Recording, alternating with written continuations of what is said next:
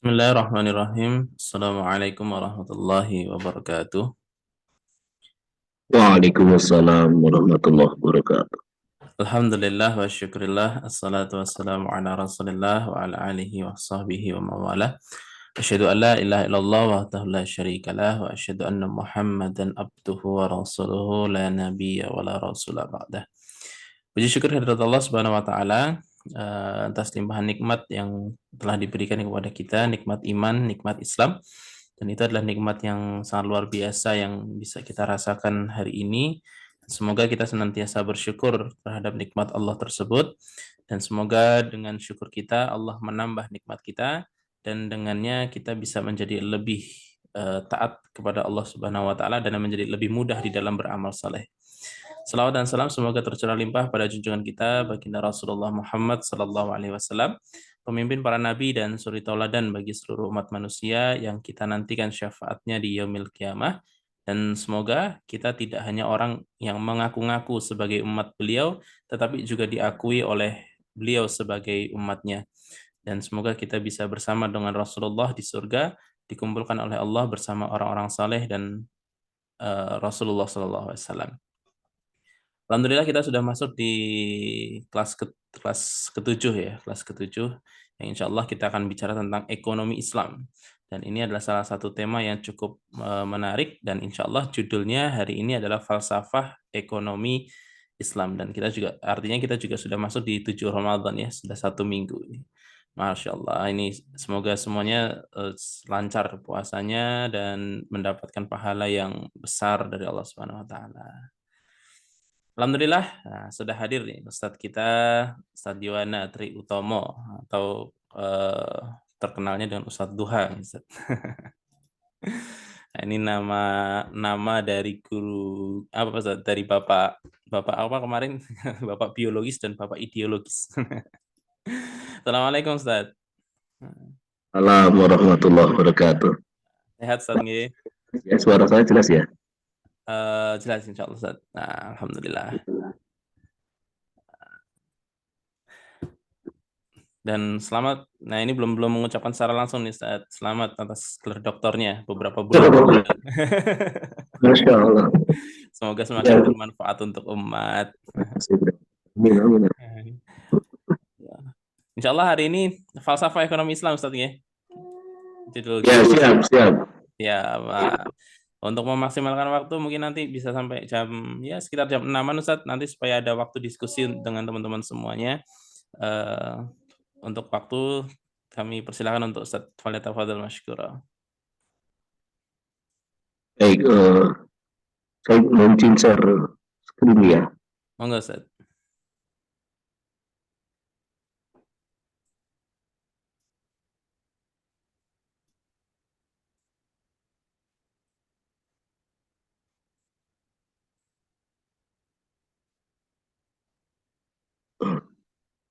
Assalamualaikum warahmatullahi wabarakatuh. Waalaikumsalam warahmatullahi wabarakatuh.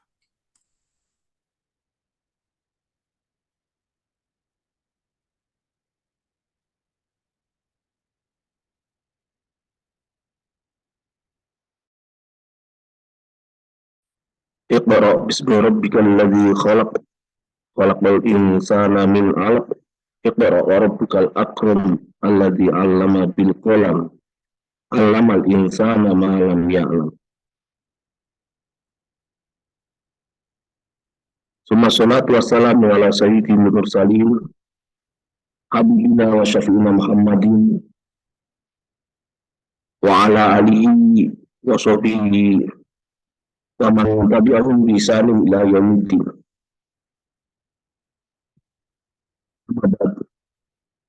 Warahmatullahi alaikum. Untuk keberkahan majelis ini, mari kita buka bersama-sama dengan membaca umul kitab min bailah wal syafaati Rasulullah sallallahu alaihi Fatihah. A'udzu billahi minasyaitonir rajim. Bismillahirrahmanirrahim. Alhamdulillahirabbil alamin. Arrahmanirrahim. Maliki yaumiddin. إياك نعبد وإياك نستعين اهدنا الصراط المستقيم صراط الذين أنعمت عليهم غير المغضوب عليهم ولا الضالين آمين. Itu billahi rabba wa bil islami dina wa bi muhammadin nabiyya wa rasulah. Rabbi zidni ilma wa rzuqni fahma. Rabbi syrah li sadri wa yassir li amri wa hlul 'uqdatam min lisani yafqahu qawli.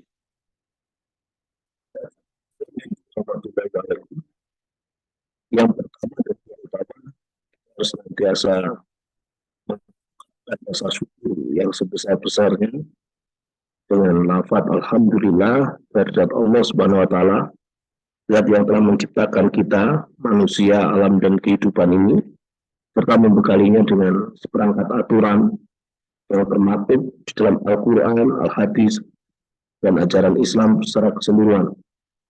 Salawat beserta salam sampaikan bersama-sama kepada tujuan kita Nabi Muhammad SAW, satu-satunya makhluk yang diberi otoritas oleh Allah untuk memberikan syafaatul uzma, syafaat yang bisa menyelamatkan kita dari panasnya padang mahsyar, dari dahsyatnya yaumul hisab, sehingga kita akui sebagai umatnya. Tadi benar apa yang disampaikan oleh Mas Dika, kita sih bisa mengaku-ngaku sebagai umat beliau, tapi kalau beliau tidak menerima kan ya, semoga kita mencintai beliau dengan cinta yang tidak bertepuk sebelah tangan. Allahumma sholli ala Muhammad. Yang juga Assalamualaikum. Ini kelas online itu memang begini ya.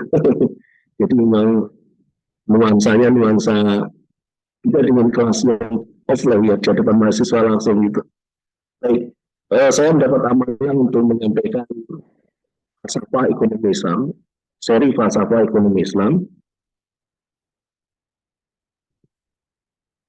Dalam pikiran saya sudah saya siapkan paling tidak ada 3 rangka umum ya untuk seri falsafah ekonomi Islam ini sampai nanti sesi kedua tanggal berapa ya? Tanggal berapa Mustika? Yang sesi kedua yang ekonomi Islam praktis itu ya. Iya, Ustaz.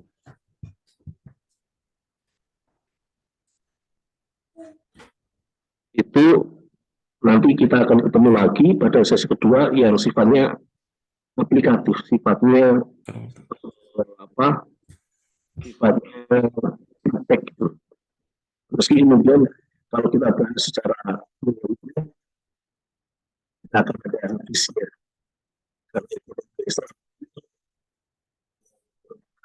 Islam sendiri aja sudah bisa, Masya Allah ya. Tapi kalau cuma untuk masalah saja kita kawal itu semata-mata untuk ikan itu, Insya Allah Allah akan memberikan kebaikan kepada kita. Akan saya sampaikan. Yang pertama, apa ekonomi Islam? Kemudian bentuk-bentuk ekonomi Islam dan dakwah ekonomi Islam. Allah alam nanti sampai jam berapa kita mengalir saja. Sekiranya sudah tuntas jam 6 ya, alhamdulillah. Kalau belum tuntas ya kita diskusikan, kita tuntaskan begitu sampai slide beberapa, ada sekitar 39 slide. Nah, ini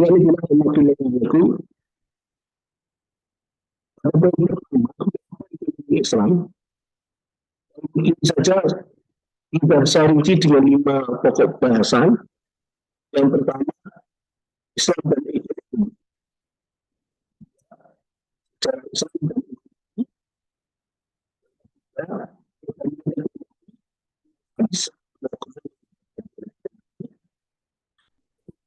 Secara Islam masa depan. Ekonomi Islam. Jadi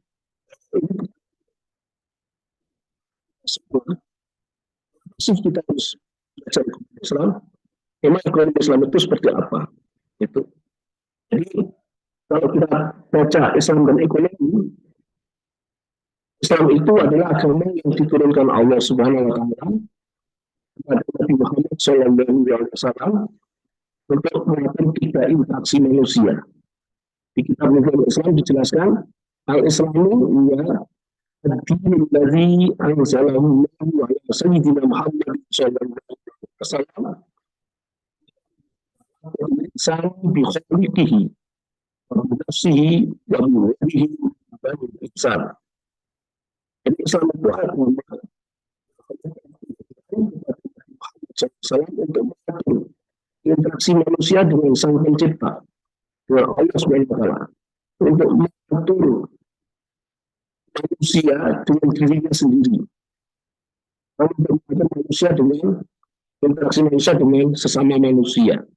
Jadi ada 3 dimensi: interaksi manusia dengan Allah, interaksi manusia dengan dirinya sendiri, dan dimensi ketiga interaksi manusia dengan sesama manusia. Wa'ala qatil insani bi khalqihi tasmulu aqaida wa ibadat. Interaksi manusia dengan Sang Pencipta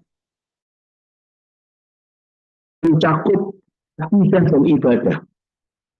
Wa'ala qatuhu bi nafsihi tasmulu al-haq umat pusat.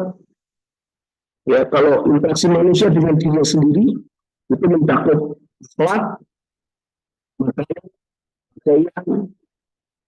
di situ termasuk juga minuman sebetulnya sama saja, yang intinya memasukkan sesuatu melalui mulut ke dalam perut.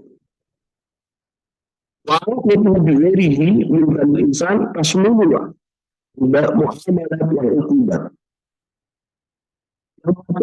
Interaksi manusia dengan sesama manusia mencakup muamalat dan ukubat. Posisi ekonomi Islam ada di dimensi insan binafsihi, ngalakutul insan binafsihi, termasuk di situ ada pembahasan al-akhlak wal mat'umat wal mabusat. Disebut akhlak itu bagian dari ekonomi Islam dalam arti kalau di mata kuliah itu ada etika bisnis, etika itu akhlak. Maka ini masuk dimensi 2. Tetapi juga ada dimensi ketiga. Dimensi ketiga ini akhlak betul insan dihari insan dihari minta insan. Yang mengatur interaksi antara manusia dengan sesama manusia, dengan orang lain, mencakup muamalat dan ukubat. Nah, dalam konteks mata kuliah ekonomi Islam, di situ ada ekonomi politik Islam. Meskipun dalam perkembangannya sangat banyak karena disebut di ranah publik. Jadi dimensi 3 ini dimensi ranah publik, sementara dimensi 2 itu ranah individu. Dan umumnya masyarakat memahami si manusia dengan manusia ini hablum minanas, diistilahkan hablum minanas. Sementara interaksi manusia dengan Allah biasa disebut dengan hablum minanas. Kita harap menunjukkan ada interaksi manusia dengan dirinya sendiri. Itu harusnya disampaikan juga karena ini satu titik pertemuan interaksi manusia dengan dirinya sendiri yang sangat krusial karena bisa mempertemukan hablum minallah dan hablum minanas. Kita menjadi jembatan. Jadi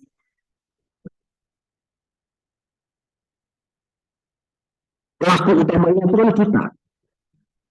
Siapa dia begitu. Maka itu penting. Dalam hal ekonomi, pembahasannya belajar dari etika bisnis. Etika bisnis.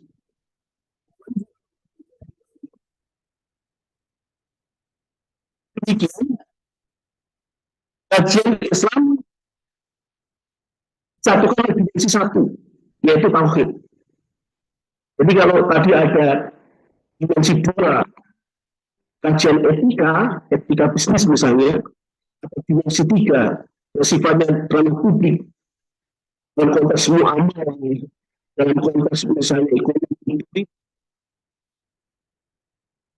apa lingkup dia dan sebagainya, itu akan bicara sendiri-sendiri, akan terpisah sendiri-sendiri kalau tidak ada dimensi satu, yaitu tauhid.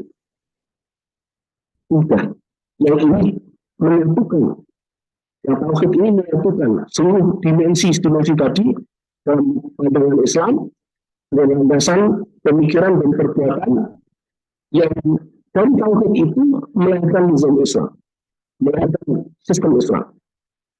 Basikul al-nizam. Jadi tauhid sahihah tadi membicarakan sistem Islam, sistem sosial, sistem pemerintahan, sistem ekonomi, maupun sistem-sistem yang lain, termasuk sistem pendidikan, sistem politik, dan sebagainya. Jadi, sistem-sistem yang ada, yang biasa ada di publik, di dimensi tiga, Islam yang dilakukan dari satu dalam arti tidak Islam. Mungkin sebagai landasan pemikiran dan perbuatan setiap manusia. Definisi Islam.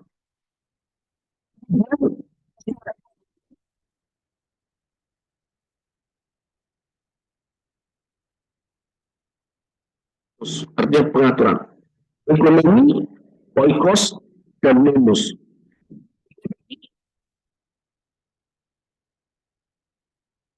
Kata oikos dan nemus tadi.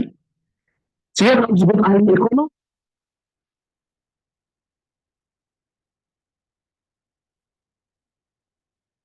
Dengan ditambah itu sebenarnya kita semua ini adalah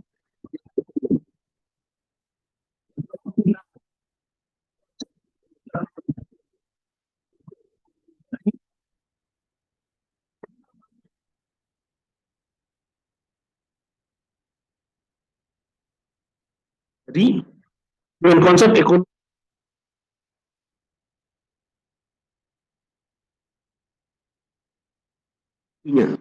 bahkan ada yang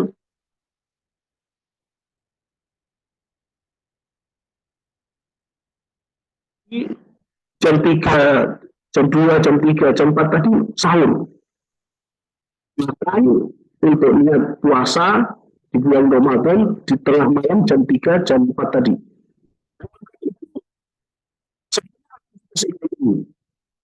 Ketika manusia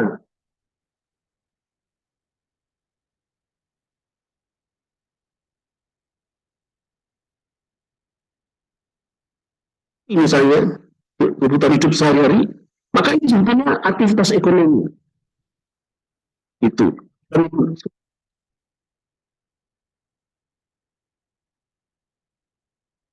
itulah sebetulnya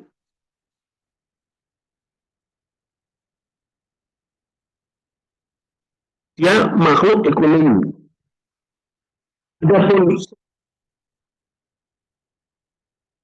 kepakarannya tentang ekonomi tergantung masalah yang ada dalam pemahaman dia.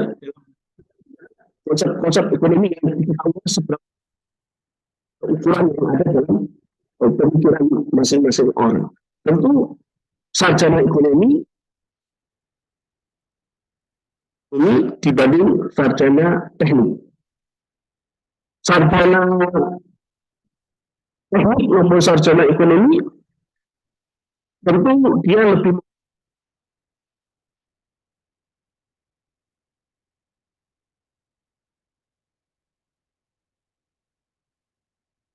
begitu. Sehingga kemudian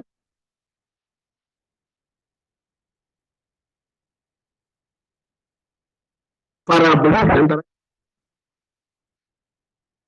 ini konsep-konsep tersebut. Lalu suara saya terputus-putus ya?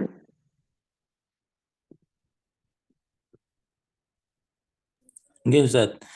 Tadi sempat putus, terus ada lagi berapa ini putus lagi, nggak putus, hilang gitu. Problem sinyal apa ya? Mungkin gitu. Iya. Baik, tapi bisa dinikmati gitu. Bisa didengar ya. Masya Allah ya. Kita lanjutkan dulu. Jadi itu. Misal Mas Dika ini sarjana ekonomi ya, tapi secara umum kita semuanya, Mas Rizkul Adin dan yang sebagainya, Mas Muzaki,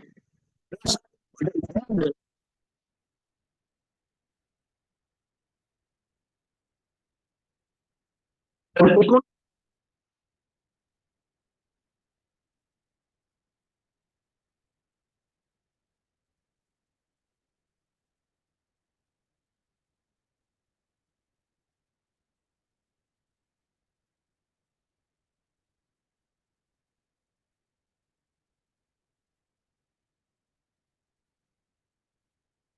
untuk makan.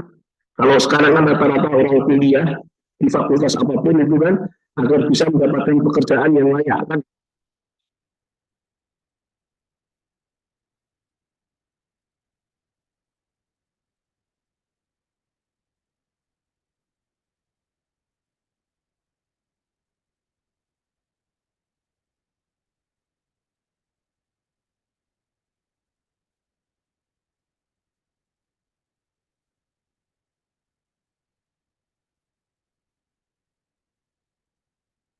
Iwan Filar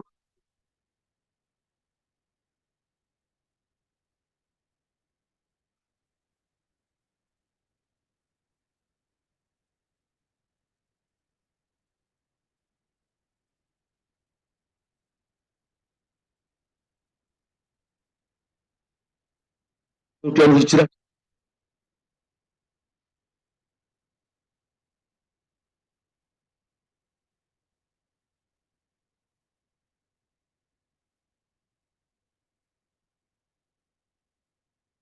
ke Islam sekarang ini. 5 menit yang lalu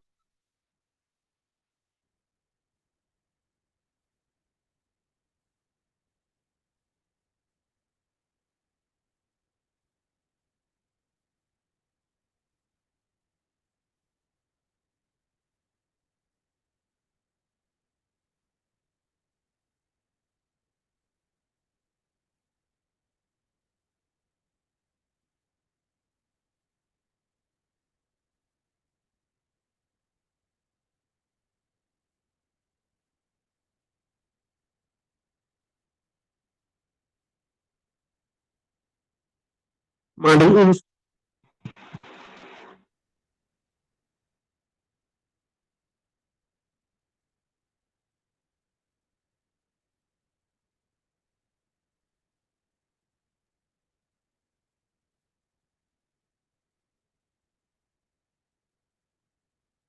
Islam karena Islam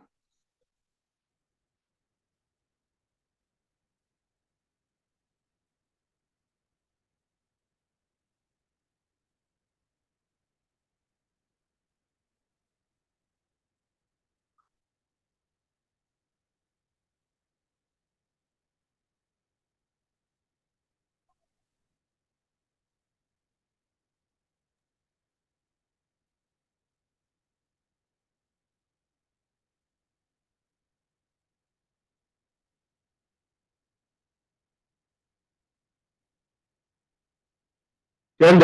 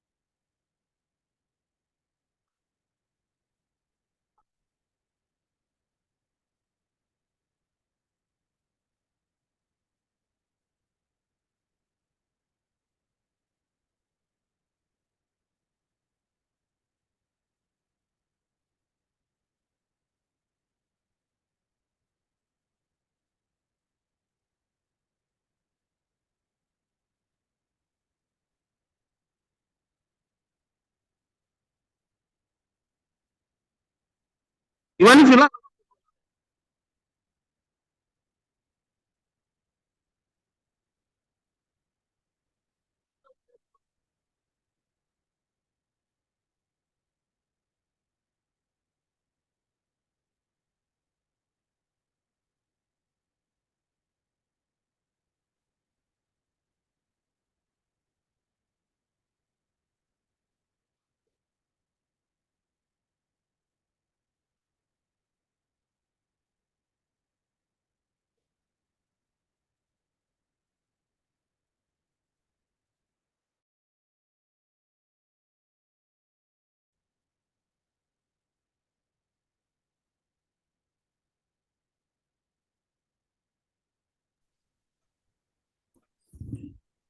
Oh, Ustaz, malah hilang ini suaranya, Ustaz.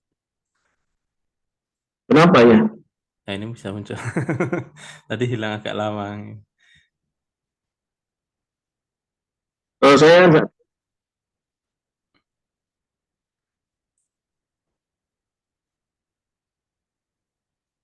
biar Masya Allah. Hmm. Ada ya. mungkin alat bantu, Ustaz, headset atau apa gitu mungkin, Ustaz. Kalau ada headset mungkin bisa dipakai, mungkin agak lebih bisa ini. Saya di Oh, gitu. ya sebentar sebentar.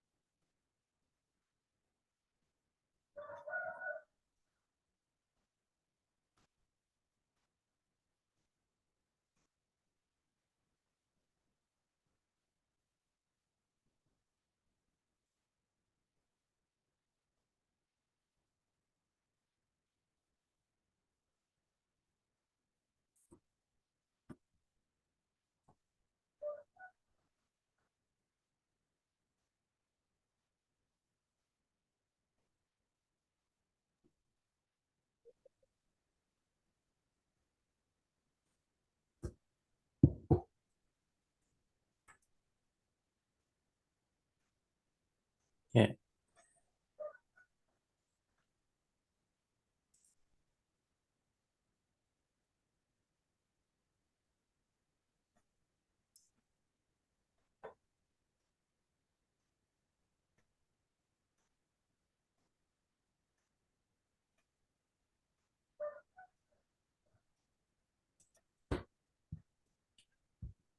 Hmm? Bentar pakai headset istri ya. Ah, nggih. Hmm. Siapa tahu bisa membantu.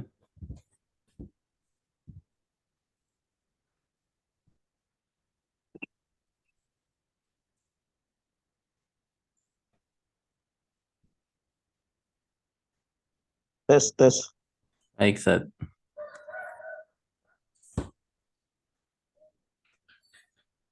lancar gitu. Insya Allah sudah Alhamdulillah ya. terdengar.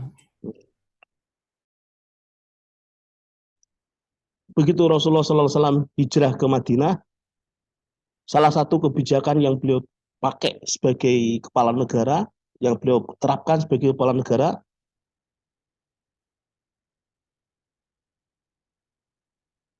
adalah membangun pasar, mendirikan pasar yang berbeda dengan pasar yang sudah ada. Di Madinah sebetulnya sudah ada pasar-pasar Yahudi, tapi beliau tidak berkenan ketika kekuasaan ekonomi dikuasai Yahudi, maka kemudian beliau membuat strategi, keputusan, kebijakan dengan membangun pasar sendiri yang disebut Sukul Ansor. Pasar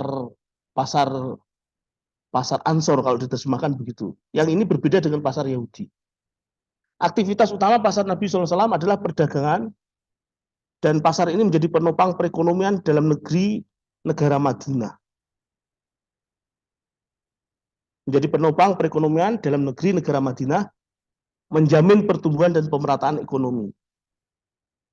Pelaksana pasar Nabi SAW adalah pengawas pasar. Ada hizbah, Baitul Mal, Karavan, Dagang, dan Kirot, sistem permodalan, dan sebagainya. Ini ada di disertasi saya kemarin sebetulnya. Ya Alhamdulillah ya bisa tuntas. Kemudian pasar Nabi SAW secara fisik di Madinah, sampai sekarang itu masih ada. Teman-teman kalau diizinkan Allah berangkat umroh, itu di sebelah Masjid Nabawi, kalau nggak salah bayangan saya itu di sebelah barat Masjid Nabawi, itu ada pasar itu ada pasar Rasulullah, Sukul Ansor, itu pasar Rasulullah yang biasa disebut juga Sukun Nabi, pasar Nabi, masih ada sampai sekarang. Ya, dijaga oleh sahabat ya. Kalau sekarang kan otoritas Saudi yang mengawal kan. Sebelumnya dari Rasulullah, kemudian sahabat, dilanjutkan generasi-generasi setelahnya, sampai sekarang di bawah otoritas Saudi, otoritas Saudi Arabia. Secara fisik pasar Rasulullah masih ada. Adapun secara ajaran, ya ajaran Nabi SAW tentang pasar itu terjaga dan tersebar seiring dengan terjaga dan tersebarnya Islam. Termasuk dalam disertasi saya kemarin, pasar Beringharjo itu kelanjutan dari pasar Rasulullah SAW dan konteks konsep. Ya, kalau secara fisik memang ini di Yogyakarta kan, pasar Beringharjo itu, sementara Rasulullah di Madinah, di Mekah, di Madinah. Tapi secara konsep, pasar Beringharjo itu menjalankan prinsip-prinsip pasar Rasulullah SAW. Meskipun sekarang sudah mulai bergeser karena ada pengaruh Belanda, pengaruh kapitalisme. Baik, kita lanjutkan. Iwani fillah rahmatullahi alaikum. Itu sejarah ekonomi, sejarah Islam. Kalau sejarah ekonomi biasanya dimulai sejak era klasik. Sejak Adam Smith, kemudian sosialisme, neoklasik ya, kemudian Keynesian, sampai kemudian pasca Keynesian. Sekarang ini abad era pasca Keynesian. Ekonomi itu mulainya dari Adam Smith sekitar abad 17-an. Sejarah pemikiran ekonomi bermula dari teori mikro, kemudian makro, awalnya hanya mikro dan makro saja. Meskipun pada faktanya praktek ekonomi itu telah menghegemoni sampai ke isu global, ya, globalisasi itu. Globalisasi itu belum ada teorinya secara mikro maupun makro. Ya, secara makro aja belum ada, apalagi mikro. Karena ini teori baru yang muncul pasca Keynesian. Itu. Ya, dari globalisasi, makro, kemudian mikro. Kalau kita baca kapitalisme global menghegemoni dunia dengan mengusung ideologi pasar bebas, ya, itu berawal dari pasar dua kaki sebetulnya. Dari pasar antara pedagang dengan pembeli, antar rumah tangga dengan perusahaan, yang kemudian mereka melakukan transaksi, perusahaan punya produk, rumah tangga punya uang, mereka tukar-menukar, ya perdagangan sederhana.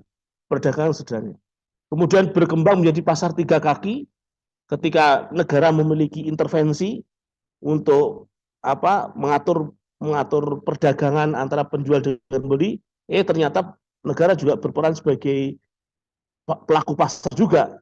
Tapi pada saat ini masih tertutup. Pasar tiga kaki tertutup, belum tersentuh oleh pasar tiga kaki yang terbuka, pasar terbuka yang pengaruh perdagangan luar negeri. Sampai kemudian pasar global atau pasar bebas seperti sekarang yang tidak ada sekat-sekat batas-batas negara. Nah, konsep pasar bebas ini sesungguhnya berawal dari keinginan kaum kapitalis menyelesaikan problem ekonomi problem ekonomi kapitalisme adalah scarcity. Adanya kesenjangan antara kebutuhan manusia yang tidak terbatas dengan sarana pemuas yang terbatas. Agar apa? Agar bisnisnya tumbuh terus dengan akumulasi modal yang kuat, dengan capital accumulation, ya, tanpa ada peran negara, laissez-faire, laissez-passer, atau bebas tanpa ada pengawasan negara, sehingga memang semakin menjadikan yang kaya semakin kaya, perusahaan-perusahaan kaya semakin kaya gitu, bahkan bahasa saya mengangkangi negara, perusahaan-perusahaan yang mengangkangi negara. Itulah kapitalisme. Iwani fillah rahmatullahi alaikum. Kita percepat saja ya pembahasan topik ini. Kemudian masuk ke perbandingan ekonomi. Sama-sama ekonomi antara Islam dengan kapitalisme itu berbeda dalam beberapa aspek, ya. Di antaranya adalah asas pemikiran, metode merumuskan teori, dan implementasi konsepnya di lapangan ekonomi. Karena kita bicara falsafah ekonomi. Asas pemikirannya, kalau kapitalisme itu memandang problem ekonomi mengacu pada sekulerisme. Fasludini anil hayah, memisahkan antara kehidupan dengan agama. Menjauhkan peran agama, bahkan agama dituduh sebagai penghambat kemajuan. Karena ajaran agama dianggap dogma, membuat manusia jauh dari berpikir. Sementara kalau Islam memandang problem ekonomi itu dari kacamata pemikiran Islam, yaitu al-hukmu al-waqi' min wijhati nadharin Islam. Hukum atas realitas dengan kacamata Islam. Akidah Islam menjadi asas pemikiran ekonomi Islam. Ya, kita sebagai pelaku ekonomi, kalau kita melakukan aktivitas ekonomi ini tidak ada dasar Islam, ya berarti kita sebenarnya kapitalis juga. Naudzubillah summa naudzubillah, ya. Hati-hati. Makanya setiap aktivitas kita harus disadarkan pada idrok silah, adanya hubungan kita dengan Allah Subhanahu wa taala, agar kita tidak terjatuh tanpa sadar ternyata naudzubillah summa naudzubillah kapitalis juga, naudzubillah min summa naudzubillah. Teori-teori ekonomi kapitalisme lahir dari kecerdasan ekonom dalam menarasikan fenomena perilaku ekonomi masyarakat dengan bahasanya masing-masing tanpa melibatkan ajaran agama. Akibatnya ada dualisme norma etis yang saling benturan antara bisnis yang bersifat egois karena didorong sifat rakus, dan etika sosial yang menyelesaikan unsur nilai-nilai kemanusiaan, spiritual, dan sebagainya. Di awalnya di era klasik, ekonomi itu ya ekonomi, bisnis ya bisnis, keuntungan ya keuntungan. Siapa lo, siapa gue, yang penting untung. Tapi kemudian di era neoklasik, ketika di era klasik itu diserang oleh sosialisme, muncullah etika, muncullah teori-teori etika dengan Max Weber, tokohnya yang bukunya yang fenomenal itu, etika kapitalisme dan etika semangat kapitalisme dan etika Protestan. Itu saya agak lupa itu. Sementara kalau ekonomi Islam, selain dari kecerdasan seorang muslim yang menangkap fenomena ekonomi di masyarakat, juga dibentuk oleh ajaran-ajaran Islam dengan Al-Quran dan Al-Hadis. Bicara ekonomi Islam, kalau tanpa Al-Quran Al-Hadis, apa artinya? Maka tidak bisa tidak, ekonomi Islam itu harus membawa sumber utamanya, yaitu Al-Quran dan Al-Hadis, di mana keduanya merupakan wahyu dari Allah Subhanahu wa taala. Teman-teman Iwani fillah rahmatullahi alaikum, sebetulnya kita ini bisa mempotret aktivitas kita sehari-hari, fenomena aktivitas kita sehari-hari, kita tuliskan itu menjadi sebuah pola. Ternyata setiap jam segini berangkat kerja, berangkat kuliah, itu nanti menjadi teori, bisa menjadi teori. Karena pola yang kita susun terus. Tapi teori itu muncul di teori ekonomi begitu saja. Karena kecerdasan kita mengungkap fenomena yang kita lakukan sehari-hari, disiplin aktivitas kita sehari-hari yang kemudian kita rumuskan menjadi sebuah teori. Teori ekonomi biasa. Itu. Yang membedakan dengan Islam, kalau kemudian kita ada kesadaran, ada idrok silabila, ada unsur ibadahnya di situ. Ada Al-Quran, Al-Hadis yang kemudian menjadi inspirasi kita. Sama-sama rakus, ya. Rakus itu kan mubah kan, semua manusia memiliki rasa rakus. Sama-sama rakus, rakusnya kapitalisme itu mengundang kerusakan. Sementara rakusnya muslim itu bisa mendatangkan keselamatan. Kan beda. Rakus kapitalisme itu menghalalkan segala cara, kalau rakus muslim itu karena didorong oleh keinginan untuk beribadah kepada Allah Subhanahu wa taala. Itu. Perbandingan yang kedua tentang metode merumuskan teori. Ekonom kapitalisme merumuskan teori dengan metode berpikir ilmiah. Teori-teori ekonomi yang ada selama ini, dimanapun dia, perguruan tinggi manapun dia dirumuskan dengan metode ilmiah.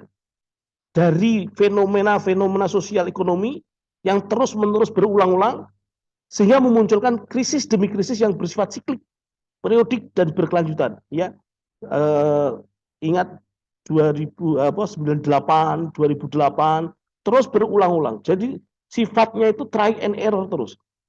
Sementara teori-teori ekonomi Islam tidak dirumuskan dari proses metode ilmiah, melainkan proses berpikir sifatnya rasional. Kenapa? Karena metode rasional ini adalah metode yang menjadi induk dari metode berpikir. Jadi metode rasional itu induknya, metode ilmiah itu cabangnya. Metode ilmiah bisa digunakan untuk objek empiris, fisik, saintifik dengan uji laboratorium, tidak bisa digunakan untuk objek sosial dan rasional. Sementara kalau metode rasional bisa menjangkau keduanya, empiris maupun sosial, humaniora maupun eksak, itu dua-duanya bisa. Bahwa ada tuduhan ajaran agama itu dogma, itu tidak berlaku bagi ajaran Islam. Dogma itu ajaran yang Renaissance, masa-masa Aufklärung, masa-masa kebangkitan Eropa, yang di sana agamanya bukan agama Islam. Itu makanya disebut dogma kalau agamanya bukan agama Islam. Kalau agama Islam tidak berlaku tuduhan dogma itu bagi Islam. Kenapa? Karena bisa dibuktikan kebenarannya secara rasional, sehingga menghasilkan tasdikul jazim al-mutabi al-waqi bil qat'i, kebenaran yang pasti dengan disertai oleh dalil yang qat'i. Itu Islam. Ekonomi Islam tidak bisa dilepaskan dari ajaran Islam. Dan Islam tanpa Al-Quran, hadis, ijma' qiyas tidak memiliki arti. Ekonomi Islam muncul dari kajian yang mendalam mengenai fenomena sosial ekonomi dengan kecemerlangan ekonom muslim dalam mentadaburi sumber-sumber ajaran Islam yang berupa wahyu dari Allah SWT. Sehingga yang bisa berpikir cemerlang itu hanya muslim. Yang bisa berpikir mustanir itu hanya muslim. Non-muslim itu nggak bisa berpikir mustanir. Kenapa? Dia butek. Dia paling banter mendalam. Berpikir sathi, amik. Kalau mustanir itu nggak bisa. Non-muslim nggak bisa berpikirnya itu sampai mustanir. Bagaimana bisa mustanir orang dia sendiri mendefinisikan realitas kabur. Realitas dari mana untuk apa akan kemana itu masih kabur. Makanya kemudian saya berani sampaikan yang sampai pada berpikir mustanir itu hanya muslim. Iwani fillah rahmatullahi alaikum. Kalau itu tadi Islam. Kalau kapitalisme berkembangnya melalui sejarah yang bongkar pasang, try and error ya. Tadi sudah saya jelaskan, klasik, sosialisme, neoklasik, dan seterusnya ya. Nah, berbeda dengan perkembangan ekonomi Islam yang menapak di jalan sejarah. Sehingga ada metode usul fikih, ya, usul fikih klasik ya. Kemudian mazhab-mazhab ekonomi Islam kontemporer, Bakir Soder, mainstream, dan alternatif kritis. Namun juga mengikuti petunjuk wahyu yang ini tidak boleh ditinggalkan, yaitu metode istiqro'i, metode menyeluruh. Nanti pada pembahasan pekan depan mungkin yang pertemuan sesi depan mungkin kita singgung sekilas untuk praktek kita sehari-hari menjadi pengemban dakwah ekonomi Islam.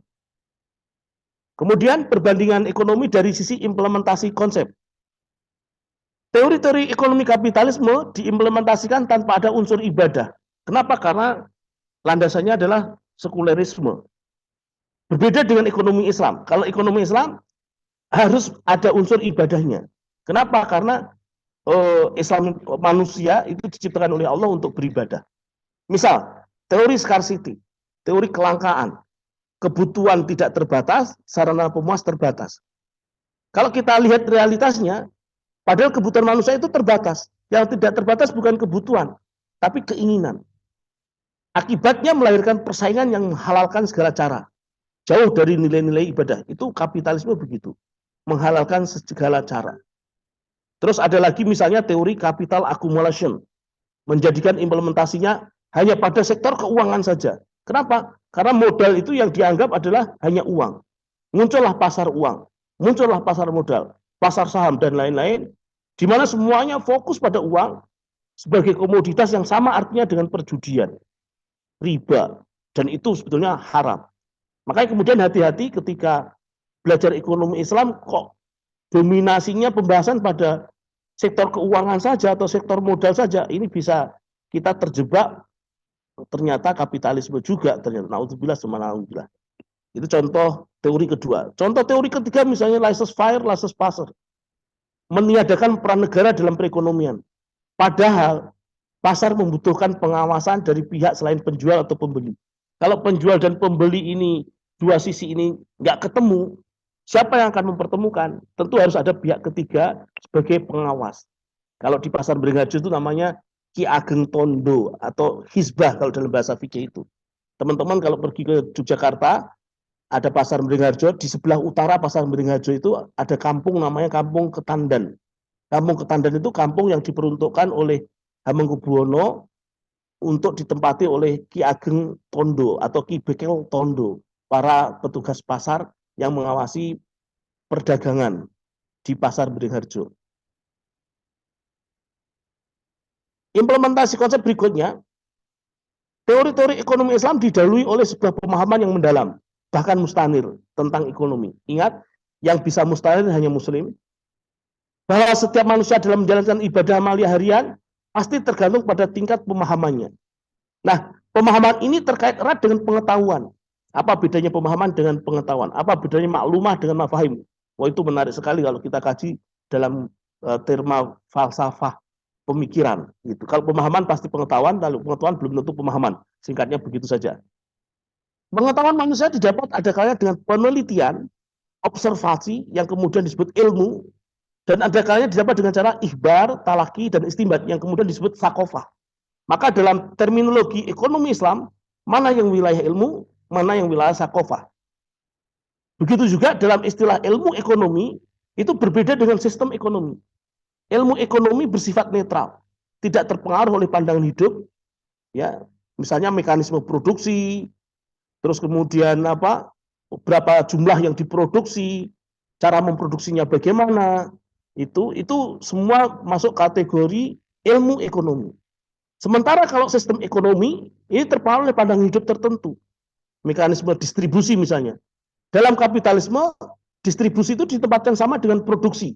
Jadi pembahasannya hanya dua. Kalau nggak produksi, konsumsi. Lalu di mana distribusi? Dalam pandangan kapitalisme, distribusi itu menyatu dengan produksi. Yang kemudian masuk ke mata kuliah biasanya manajemen pemasaran, biasanya di situ, atau perilaku konsumen. Perilaku konsumen itu manajemen pemasaran hanya untuk mengetahui bagaimana kecenderungan konsumen membeli produk yang itu diproduksi oleh perusahaan tertentu. Biasanya itu gagasan-gagasan merupakan proyek dari perusahaan tersebut untuk menjajaki konsumen. Biasanya begitu. Berbeda dengan Islam. Kalau Islam menempatkan distribusi itu ada dua. Ada yang sifatnya ekonomis, ada yang sifatnya non-ekonomis atau sosial. Yang ekonomis misalnya bisa mendatangkan untung, yang sosial ya memang semata-mata dimensinya nirlaba, tidak mendatangkan untung. Imanifillah rahmatullahi alaikum. Terakhir, keniscayaan ekonomi Islam, ya, posisi ekonomi Islam kontemporer ini menjadi keniscayaan untuk menyelesaikan problematika kehidupan akibat diterapkannya akidah sekulerisme. Krisis multidimensi telah melanda cukup lama. Problem ekonomi semakin kapitalistik, pendidikan materialistik, sosial masyarakat semakin hedonistik, politik machiavellistik, problem budaya liberalistik, agama sinkristik, dan sebagainya, dan sebagainya. Ini saya ambil dari bukunya Ustadz Ismail, ya. Krisis yang melanda semua lapisan masyarakat ini bersifat sistemik. Sehingga kemudian, krisis yang sifatnya sistemik ini perlu dihadirkan solusi yang juga bersifat sistemik.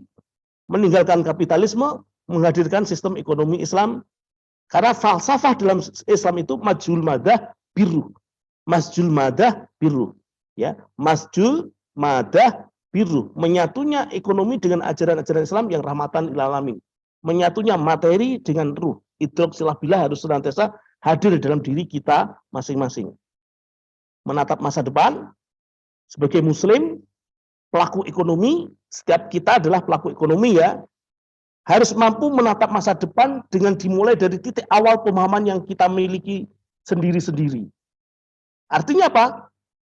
kita nawaitu belajar sekaligus berjuang. Belajar ekonomi sekaligus berjuang agar ekonomi Islam ini diterapkan di tengah-tengah kehidupan kita. Artinya itu aktivitas mikro. Mikro dihadapi dengan mikro, makro dihadapi dengan makro, global dihadapi dengan global. Agar kita adil dalam melihat realitas itu. Tidak memisahkan ekonomi dengan ajaran-ajaran Islam. Ketika kita belanja di pasar tetangga, di warung tetangga, nawaitu niatkan untuk ibadah. Ketika kita menjual barang-barang kepada orang lain, nawaitu niatkan ibadah. Itu sebagai aktivitas mikro.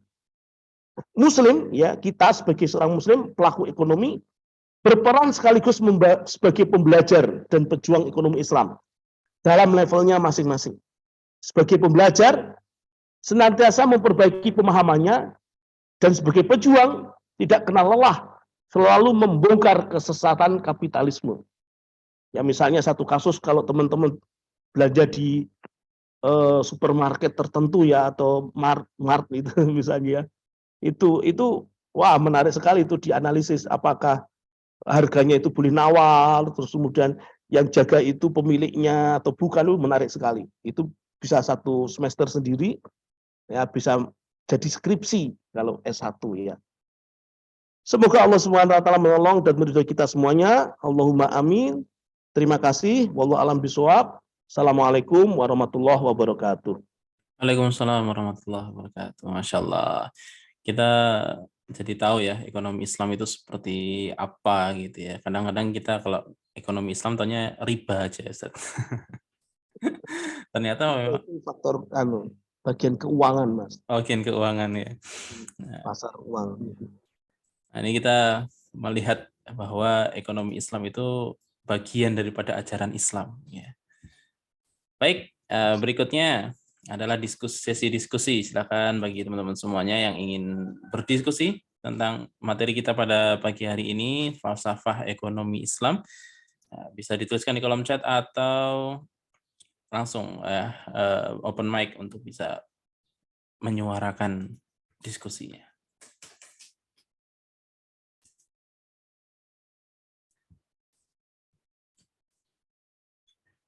Oh iya Zat, nah ini Zat, mungkin 2023 ini kan dari dulu kemarin ya, dari akhir tahun kemarin diisukan sebagai resesi. Nah, adanya resesi ekonomi dan itu ya. Nah, hari-hari ini beberapa kawan-kawan juga menceritakan ada kondisi yang kayaknya udah mulai deh, udah terasa deh. Ada beberapa sektor yang rasanya emang sulit gitu, Zat. Nah, dalam pandangan Islam sendiri, Ustaz, resesi itu sebenarnya dalam sebuah sistem ekonomi itu seperti apa sih, Ustaz? Di Islam nggak mengenal istilah resesi itu, Mas. Resesi itu terjadi karena kapitalisme kan sekarang ini. Yang paling penting kerangka berpikir kita secara falsafati, jangan sampai kemudian Islam dijadikan tong sampahnya kapitalisme. Itu problem resesi, problem kapitalisme, bukan problem Islam. Jadi harus adil melihat realitas begitu. Tadi sudah saya jelaskan bahwa munculnya problem kapitalisme itu selalu siklik, krisis selalu terulang-ulang.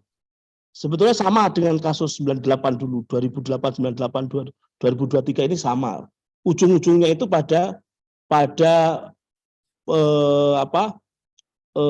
pasar keuangan modal yang kemudian tidak dilunasi. Ada kalau tahun 2008 dulu kan itu kasus supply mortgage itu kan, yang bisnis perumahan yang kemudian hutang orang-orang para nasabah perumahan tapi kemudian nggak berhasil melunasi itu. Intinya ada di situ. Selama berpijak kepada keuangan yang sifatnya bebas, sifatnya bahkan nilai intrinsik dengan nilai nominalnya itu nggak sama, itu pasti akan terjadi resesi, itu akan terjadi, dan itu permainan global sebetulnya, permainan global. Akibat globalisasi juga biasanya dimulainya dari Amerika biasanya, atau di negara-negara Skandinavia, Eropa, daerah-daerah sana. Biasanya begitu. Kenapa? Karena gudangnya kapitalisme global kan memang diproduksi di sana, dari sana. Sehingga kemudian dolar. Kenapa dolar menjadi mata uang dunia? Itu juga problem juga. Itu. Nah, kalau menurut saya yang ini kajian sampingan saja. Jadi jangan sampai kemudian kita melupakan tugas kita sebagai umat yang diperintah oleh Allah untuk beribadah, sehingga kita mau tidak mau memang harus kembali kepada Al-Quran, As-Sunnah, hadis. Kita lebih kuatkan kajian di ranah falsafah ini tentang keislamannya. Ketika kita bicara ekonomi Islam, maka ekonomi Islam itu ya harus kembali kepada Al-Quran, Al-Hadis. Gitu. Daripada mengkaji yang kayak gitu-gitu, sebagai sebuah realitas, nggak masalah sih sebetulnya. Tapi prioritaskan dulu kajian yang sifatnya Al-Quran, Al-Hadisnya ini. Kalau menurut saya begitu. Kenapa? Karena ekonomi Islam itu tidak bisa dipisahkan dari definisi pemikiran Islam. Al-hukmu alal waqi' min wijhati nadharil Islam. Ini yang asas pemikiran Islam itu. Yang saya khawatirkan kalau kita dominan pada pembahasan empirisme, dominan kajian-kajian seperti pasar uang, kemudian termasuk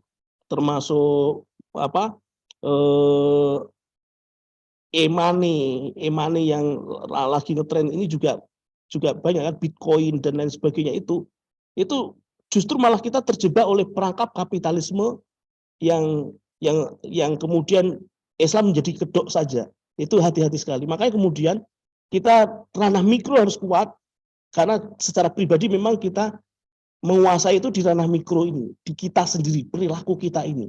Bahwa kita belajar seperti itu, it is not a problem, nggak masalah. Itu.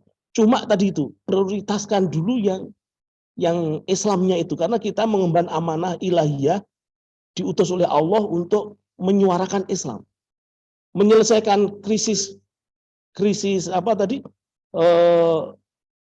global, ekonomi global, krisis 2023 ini, itu nggak bisa kalau tidak dengan kacamata global juga.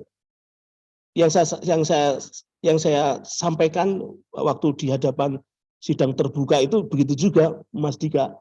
Jadi mikro hadapi dengan mikro, makro hadapi dengan makro, global hadapi dengan global. Resesi global ini kan menghadapinya gimana kalau tanpa khilafah? Nggak akan bisa. Itu. Kita hanya berwacana, kita hanya berteori, berbusa-busa. Berapa banyak pakar-pakar ekonomi Islam yang sudah menyuarakan itu. Tapi apakah ada solusinya? Enggak. Dia hanya retorika saja yang kemudian ya semoga dapat nilai ibadah ya. Yang kemudian ujung-ujungnya nanti mentok pada mainstream, mazhab mainstream. Ujung-ujungnya itu nanti di bagian kedua, di slide saya yang bagian kedua itu ada pembahasannya di situ. Mazhab mainstream yang kemudian dia kompromi dengan realitas itu. Kita karakternya itu justru malah membuat realitas baru. Realitas baru, bukan mengerti realitas tapi tidak kemudian tunduk pada realitas, tapi justru menggeser realitas itu dengan realitas baru. Sama seperti Rasulullah SAW, Allahumma sholli wa sallim ala Muhammad, itu ketika beliau dari Mekah ke Madinah, beliau sudah menghadapi realitas pasar Yahudi. Tapi beliau tidak tunduk pada pasar Yahudi. Beliau sebelum mendirikan pasar Nabi atau pasar Sukul Ansor yang di dekat Masjid Nabawi itu, beliau observasi dulu menggunakan metode ilmiah kalau bahasa kita sekarang ke pasar Nabit, namanya pasar Nabit itu pasar Yahudi yang ada di Madinah sebelum Rasulullah hijrah sudah ada. Tapi kemudian hadza laisa minkum, hadza laisa laka. Ini bukan pasar untukmu, enggak cocok buatmu. Kemudian Rasulullah pergi ke pasar yang lain, enggak cocok juga ke pasar yang lain. Baru kemudian Rasulullah menghentakkan kakinya gitu kan di pasar yang kemudian menjadi pasar Sukul Ansor itu, pasar Nabi itu. Artinya apa? Rasulullah melihat realitas, paham. Resesi 2023 paham gitu loh, bahasa kita itu sekarang itu paham, fakta kapitalisme rusak itu paham. Tapi kalau kita tidak bisa membuat pasar baru dalam arti kemudian yang menggeser pasar lama, ya itu kan jadinya kita tunduk pada realitas. Itu biasanya teman-teman mainstream begitu ya. Dengan segala hormat, beberapa guru saya kan juga ekonom mainstream. Wallahu a'lam bishawab. Jadi gitu Mas. Menurut saya, saran saya di kelas ini kita utamakan, kita prioritaskan dulu ke Al-Quran Al-Hadisnya. Di Al-Quran tuh ayat-ayat ekonomi kemarin ya, buku saya baru terbit, Al-Quran ekonomi, bisnis dan etika itu Masya Allah banyak sekali ayat-ayat tentang ekonomi itu. Kalau kita kaji dan tentunya kita mengkajinya harus menyeluruh, karena wadkhulu fi silmi kafah, nggak boleh afatu minu nabi ba'dul kitab wa takfuru nabi ba'd, kan nggak boleh sebagian-sebagian, harus totalitas. Nah itu sudah mencurahkan banyak energi sendiri itu Mas. Jadi saran saya begitu ya buat kita semua. Ya saya juga masih belajar juga untuk kita fastabiqul khairat lah ya dalam mencari ridhonya Allah Subhanahu wa taala itu. Begitu ya, Baik, Mas Ustaz. Dika, ya. Masya Allah. Baik. Nah, ini monggo teman-teman, ada yang mau berdiskusi, silakan. Nah, ini sesuatu yang cukup penting ya kalau kita belajar tentang ekonomi Islam ini.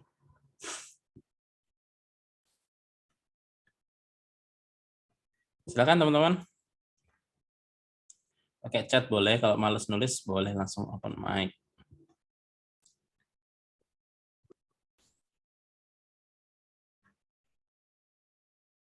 Agak berat ya temanya ya. Ini biasanya di kampus. Ya berangkatnya dari tadi Mas, dari mikro. Sebetulnya kita masing-masing adalah ekonom. Kita ini perilaku kita ini perilaku ekonomi sebetulnya. Setiap kita ya, Mas Luki, Mas Muzaki, Mas Ratmono, Mbak Atira dan lain sebagainya itu sebetulnya kan pasti butuh makanan, ya kan? Iya. Ketika kita butuh makanan, maka bisa masak sendiri, yang artinya memproduksi sendiri, membuat sendiri, atau kita membeli ke warung tetangga. Nah, ketika kita membeli itu kan aktivitas ekonomi, itu. Nah, ketika kita beraktivitas ekonomi, apa yang membedakan antara aktivitas kita itu ekonomi Islam atau bukan? Ini sebetulnya titik tekannya ada di sini, Mas Dika. Saya menghimbau saya sendiri dan teman-teman sekalian, ketika kita membeli makanan di warung tetangga misalnya, niati ibadah agar itu muncul bahwa ini ekonomi Islam. Yang saya lakukan itu ekonomi Islam. Kalau tidak ada niat ibadah, nah terus apa bedanya dengan kapitalisme? Belinya sama kan? Belinya sama. Kita Muslim dengan mereka orang-orang kafir ya, memiliki sifat rakus sama. Mereka punya sifat rakus, kita juga punya sifat rakus. Nah, rakus kita itu rakus yang dikendalikan oleh syariat, yang dikendalikan oleh Allah Subhanahu wa taala melalui Al-Qur'an, As-Sunnah, ajaran-ajaran Islam. Yang kita harus terikat dengan syariat itu. Itu yang membedakan. Kalau rakusnya mereka itu rakus yang liar. Halalkan segala cara, itu yang membedakan. Kalau kita terjebak di situ, lupa kesadaran ini. Nah, itu na'udzubillah, saya nggak tega menyebutkannya gitu. Ya, gitu kan Mas Luki ya, Mas Muzaki, Mbak Atiroh, Mbak Siti, dan yang lain-lain.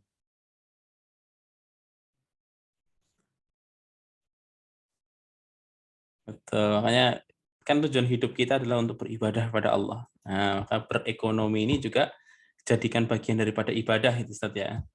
Ya, betul. Jangan sampai terlewat ini bagian ini. Jangan sampai kita hanya memandang ibadah itu tadi hanya sekedar sholat, zakat, puasa, haji saja gitu ya. Nah, dalam berekonomi ini, nah ini juga harus ada nilai ibadahnya. Tentunya disesuaikan dengan syariat, apakah sudah ekonomi Islam atau belum.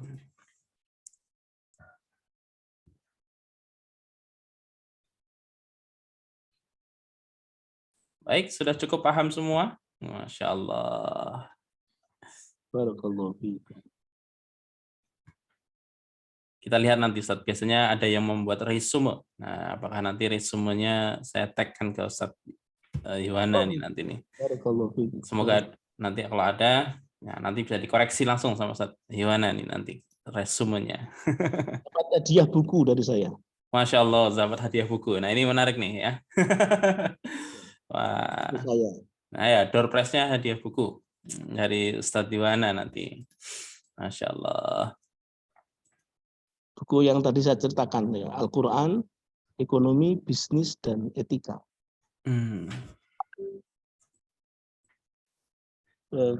Bukunya di kantor sih. Tunjukkan begitu bukunya di kantor.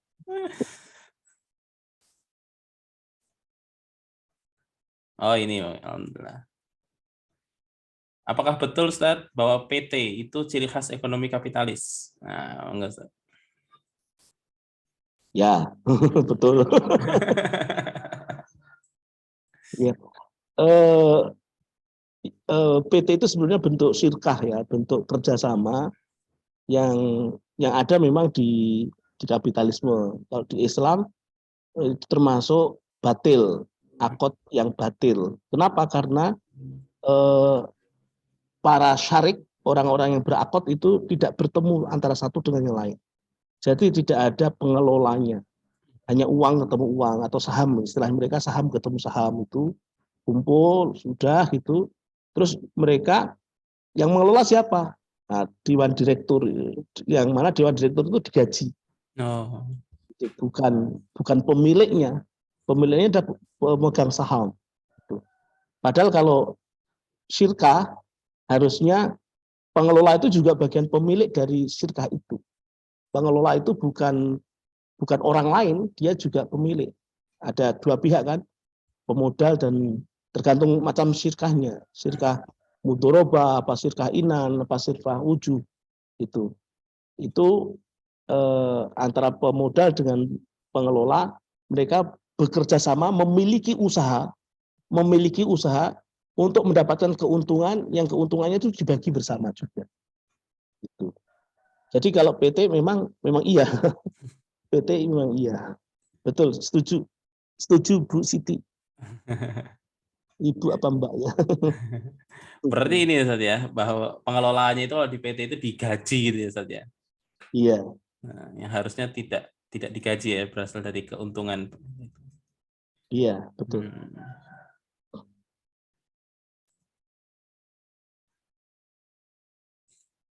Baik, ada yang lain? Nah.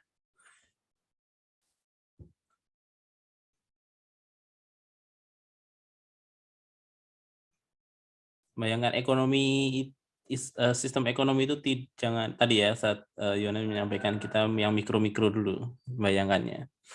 Nah, nanti kalau bayangannya udah ini agak bingung nanti memang diskusinya. Jazakallah khair Ustaz jawabannya. Wa iyyakum jami'an. Jadi cara belajar yang mudah itu yang paling dekat dengan kita. Jadi agar kita terbiasa berpikir benar, maka pikirkan yang ada realitasnya.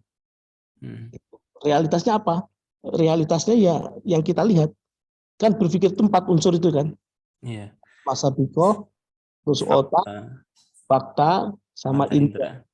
Menghubungkan antara maklum masabikoh dengan realitas yang kita indra. Itu secara langsung. Ketika kita sudah punya teori di maklum masabikoh kita, jual beli dan lain sebagainya itu, realitas yang kita indra apa? Ya praktek yang kita jalankan. Itu maka kemudian ketika kita mengkaitkan ini saya pas jual beli ini ayat yang tepat apa ya? Itu sudah ekonomi Islam. Ya ayyuhalladzina amanu la taqulu amwalakum bainakum bil batili illa an takuna tijaratan an taradim minkum. Wah, itu sudah ekonomi Islam. Sehingga sekaligus kita murojaah hafalan kita. Jadi menghafal ini nyun sewu ya, saya agak ke ulumul Qur'annya ya. Kalau opini publik mengatakan menghafal lebih mudah dari murojaah, itu sebenarnya analoginya nggak pas itu. Logika berpikirnya nggak pas. Kenapa? Karena menghafal itu kan orang pertama kali mengenal sesuatu. Mengenal pertama kali tentu belum menguasai kan. Dengan murojaah, kalau murojaah kan sudah berkali-kali mengenal. Itu dengan berkali-kali mengenal itu lebih dekat dengan kita, harusnya begitu.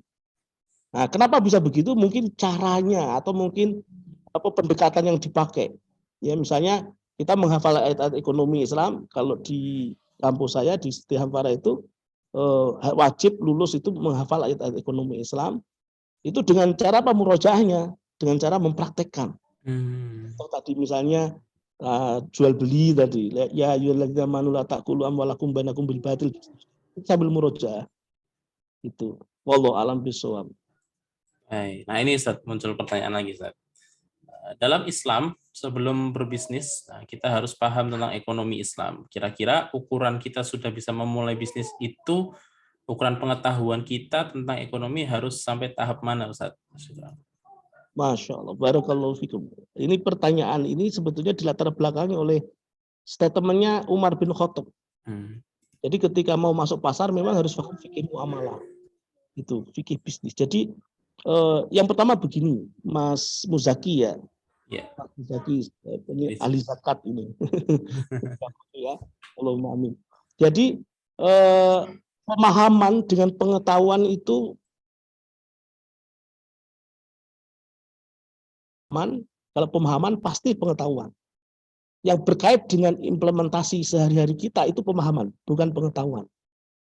Kita melakukan jual beli, kita paham ini jadi nilai ibadah, kita paham ini halal, kita paham ini haram, sehingga kita tidak lakukan, itu pemahaman. Karena kita langsung praktekkan. Tapi kalau tidak kita praktekkan, kita hanya sekedar tahu saja. Itu. Nah, pertanyaan ketika sejauh mana ukuran kita sudah bisa mulai bisnis itu, maka yang paling pas adalah pemahaman bahwa ini halal, ini haram, itu dulu. Itu terus kemudian kita jalankan sehari-hari. Kan kita sudah mulai sebetulnya berbisnis dengan warung tetangga atau dengan supermarket terdekat. Itu kan sudah mulai sebetulnya. Kita pengen menjual. Bisnis itu sebagai pelaku pasar, konsumen atau produsen ya, biasanya kan begitu, distributor misalnya. Kalau kita ingin jadi distributor, ingin jadi penjual, maka barang kita ini halal apa tidak, najis apa suci misalnya, ini barangnya siapa, itu dulu. Itu yang sangat dekat dengan kita, itu yang sangat dekat dengan kita. Baru kemudian sambil menjalankan yang kita mampu, yang kita paham, itu sambil seiring dengan keberkahan yang Allah berikan kepada kita, itu akan terus berkembang. Kita kemudian akan mengerti, ternyata ada resesi global ini, harga tempe jadi naik, misalnya gitu. Itu bisa itu. Jadi nggak apa-apa, dari mikro dulu, amaliyah itu dari mikro ya. Kalau amaliyah itu dari yang paling dekat dengan kita. Itu sehari-hari yang kita lakukan itu, kalau di kitab Ta'lim Muta'alim itu, ilmu hal, ilmu yang kasunyatan, yang kenyataan sekarang kita lakukan itu apa yang paling dekat dengan kita. Tapi tetap harus ingat tujuan Allah menciptakan kita itu untuk ibadah. Ya, ayatnya wa ma khalaqtul jinna wal insa illa liya'budun. Bukan illa liya bisnis. Gitu ya. Bisnis ada dalam ibadah itu, kan gitu. Sehingga kemudian jangan lupakan itu ya. Sehingga dimensi hati sebagai habluminan nafas ya, dimensi kita sendiri itu ikut juga dalam aktivitas dagang kita, aktivitas bisnis kita. Karena kita dikontrol oleh hidroksilabilah, kita melakukan perdagangan secara jujur, secara menepati akad ya. Kalau ya banyak kan etika bisnis dalam Islam itu yang kemudian menjadi sifat kita, karakter pebisnis muslim, kayak gitu. Pak ini jadi buku sendiri nanti, karakter pebisnis muslim gitu. Jadi gitu Mas Muzaki, Mas Rizky ya. Dari yang paling dekat dengan kita. Itu. Sebetulnya kalau disebut ekonomi itu besar ya, panjang besar. Muamalah saja, muamalah. Kalau disebut ekonomi itu luas nanti. Ya, kan pertanyaannya sebelum berbisnis kita harus paham tentang ekonomi Islam. Ya, tapi ekonomi Islam yang kecil aja, yang mikro, yang paling dekat dengan kita, agar tidak menjadi beban. Maksud saya, yang sehari-hari kita lakukan gitu aja, gitu. Itu. Contoh real misalnya tadi, ketika kita berdagang, menjualkan kurma untuk buka puasa misalnya ya, jual kurma atau jual sebentar lagi Idul Fitri menjual pakaian gitu misalnya, atau kita mendistribusikan, jadi agen punya barang teman misalnya gitu. Ayat apa yang cocok dengan aktivitas kita, misalnya begitu. Ternyata tadi ayat An-Nisa ayat 29 tadi, Ya ayyuhallazina amanu la taqulu amwalakum bainakum bil batil illa an takuna tijaratan an taradhim minkum. Tijarah, ayat perdagangan. Sambil itu otomatis itu akan memahamkan kita, menambah pemahaman kita, dan yakinlah Allah akan meridhoi kita, akan memberkahi amal kita. Wallahu a'lam bishawab. Masya Allah. Jadi ilmu tentang halal haram yang itu utama ya Ustaz ya. Ya, ya. Sehingga dalam bisnis kita bisa ya tadi ada nilai ibadahnya. Jangan sampai tidak bernilai ibadah karena bisnis yang kita jalankan justru melanggar aturannya Allah Subhanahu wa taala. Mungkin terakhir ini dari saya nih Ustaz. Nah, terkait tentang akad Ustaz. Nah, kita kan kalau di warung itu kadang-kadang nggak tahu nanti adakah mazhab yang memang membolehkan. Kadang akad kita kan tidak sah. Kalau misalkan kayak akad nikah kan jelas saya nikahkan engkau dengan gitu Ustaz ya. Saya terima nikahnya. Nah, kalau jual beli apakah sebenarnya akadnya itu seperti apa? Apakah harus saya beli barang ini dari Anda dengan harga sekian, terus nanti diterima? Nah, itu seperti apa, Ustaz? Dan ini, Ustaz, kadang-kadang soal kembalian, Ustaz. Nah, ini dari kan kembalian receh itu kan kadang-kadang sulit, Ustaz ya. Nah, pedagang itu kadang-kadang menyiapkan permen untuk kalau ada misalkan 100-200 itu ganti permen aja gimana gitu. Nah, ini gantikan permen. Sedangkan kalau kita mau bayar, kita punya permen, kita mau bayar yang 100-200 juga tidak diterima. Nah, itu secara ini gimana Ustaz? Ya, ya. Ini sebenarnya kajiannya lebih ke fikih muamalah ya. Muamalah. Fikih muamalah tentang akad-akad, rukun-rukun akad, terus kemudian macam-macam akad, terus akad yang sah, akad yang batal dan lain sebagainya. Ini ada di fikih muamalah yang sebetulnya ini justru kajian asli di dalam Islam sebelum Islam runtuh, sebelum kitab-kitab klasik justru malah ini yang dibahas, fikih muamalah ini. Bukan ekonomi Islam sebetulnya. Ekonomi Islam itu kan termasuk ekonomi baru. Tapi karena ekonomi Islam dengan fikih muamalah itu bersentuhan dengan interaksi manusia dengan sama manusia dalam urusan harta, maka oke lah kita bahas itu nggak apa-apa, tapi tidak mendetail ya, karena bukan bidang saya sebetulnya fikih muamalah, apalagi terkait pendapat ulama. Ya, kalau menurut saya jual beli yang tidak menyebutkan angkah tuka wa zawaj tuka tadi ya, tidak mengikrorkan akadnya itu tetap sah karena sudah sama-sama tahu, sudah sama-sama. Misalnya di warung tetangga, di toko atau di tetangga, di situ ada bandrol membeli anggaplah misalnya membeli sepatu atau membeli barang apa gitu, kemudian di situ ada bandrolnya kan biasanya. Terus ini saya beli ya, itu tanpa harus mengucapkan saya beli. Ini berapa Mbak? Uangnya langsung kita kasih gitu kan biasanya begitu. Karena sudah sama-sama saling tahu, saling ridho, maka ini sah. Menurut saya begitu. Menurut saya sah. Meski perlu didetailisasi karena biasanya kan itu loh. Tapi paling tidak menurut saya sah secara ekonomi ya, kajian ekonomi itu.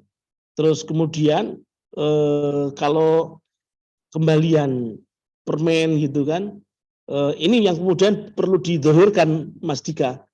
Jadi karena kita bukan membeli permen kan, kita membeli barang lain, cuma kok ada kembalian kok dipermenkan. Ini perlu didahirkan. Kalau bukan permen biasanya juga untuk sodakoh biasanya untuk donasi itu kan.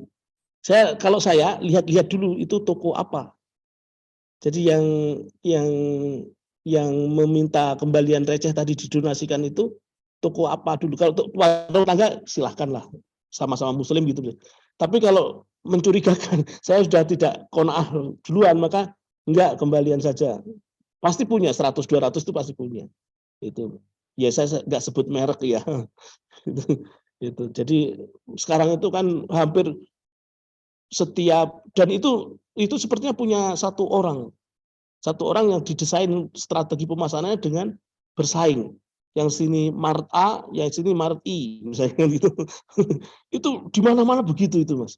Padahal tapi saya nggak tahu ya, ini dugaan saya itu punya satu orang yang kemudian agar mereka bersaing. Begitu cara strateginya itu.